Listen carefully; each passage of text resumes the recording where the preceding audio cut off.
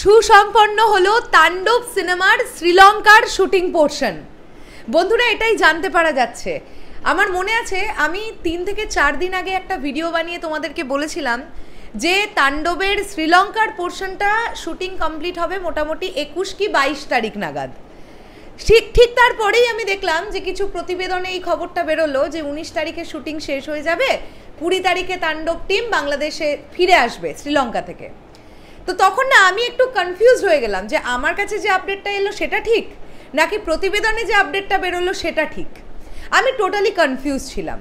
কিন্তু যেটা আমি জানতে পারছি, আমার পাওয়া তথ্য যদি সঠিক হয়ে থাকে তাহলে আজকে কমপ্লিট হয়েছে শ্রীলঙ্কায় তাণ্ডব সিনেমার শুটিং এবং আজ রাত বা আগামীকালের মধ্যেই তাণ্ডব টিম ব্যাক করছে বাংলাদেশে, এরকমটা জানতে পারা যাচ্ছে।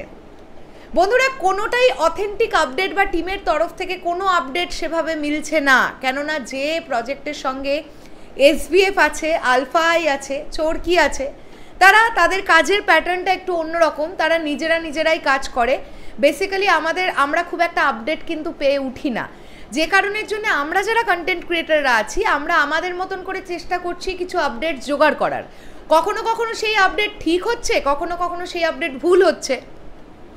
তো এইরকম একটা কথা কিন্তু জানতে পেরেছি যে অলরেডি শ্রীলঙ্কায় তাণ্ডব সিনেমার শুটিং কিন্তু কমপ্লিট এবং দুর্দান্ত লেভেলের কিছু অ্যাকশন সিকোয়েন্স শ্যুট হয়েছে বলে জানতে পারা যাচ্ছে। দেখো, আমরা গতকাল যে রিল ভিডিওটা দেখলাম, পারভেজ শেখ যিনি মুম্বাইয়ের একজন অ্যাকশন মাস্টার, তাকে নিয়ে আমরা গতকালই কথা বলেছি সন্ধ্যেবেলার দিকে। তার ওই রিল ভিডিওটাতেই আমরা দেখতে পেয়েছি যে কি পরিমাণ অ্যাকশন সিকোয়েন্সের শ্যুট হয়েছে বা কি পরিমাণ একটু অন্য রকমের সিন তাণ্ডবে আছে। তোমরা লক্ষ্য করলে দেখবে যে কিছু দুটো তিনটে শরীর আমরা দেখতে পাচ্ছিলাম যাদের উল্টো করে দড়ি দিয়ে বেঁধে ঝোলানো আছে, মাথাটা নিচের দিকে, পাটা উপর দিকে।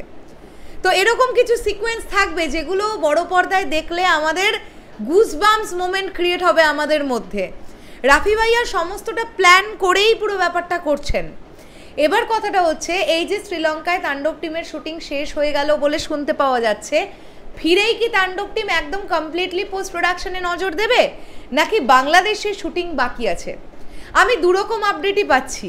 কেউ বলছেন 1 দিন বা 1.5 দিনের মতন শ্যুট বাংলাদেশে বাকি আছে, যেটা হবে।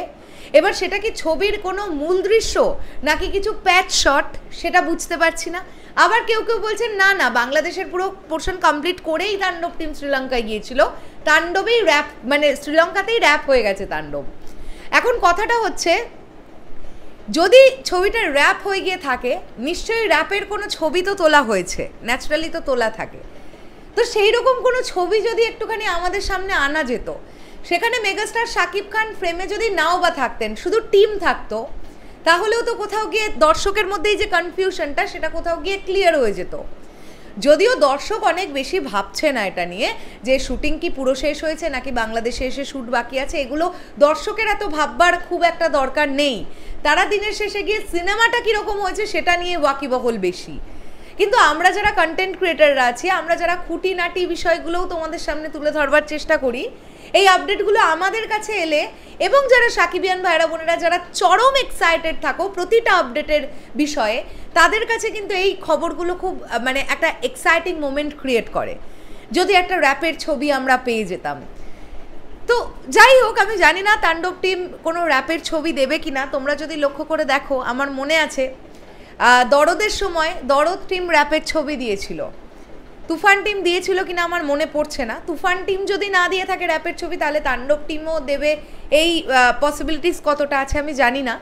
তবে এটা জানতে পারা যাচ্ছে শ্রীলঙ্কায় দারুণভাবে টিম কিন্তু শ্যুট করে এসেছে এবং সেই মোমেন্টগুলো যখন আমরা দেখব বড় পর্দায়, তখন নাকি আমাদের লোমকূপ খাড়া হয়ে যাবে, এইভাবে শ্যুট করা হয়েছে শ্রীলঙ্কায়। আমরা ছবি দেখলে বুঝতে পারবো কেন শ্রীলঙ্কা।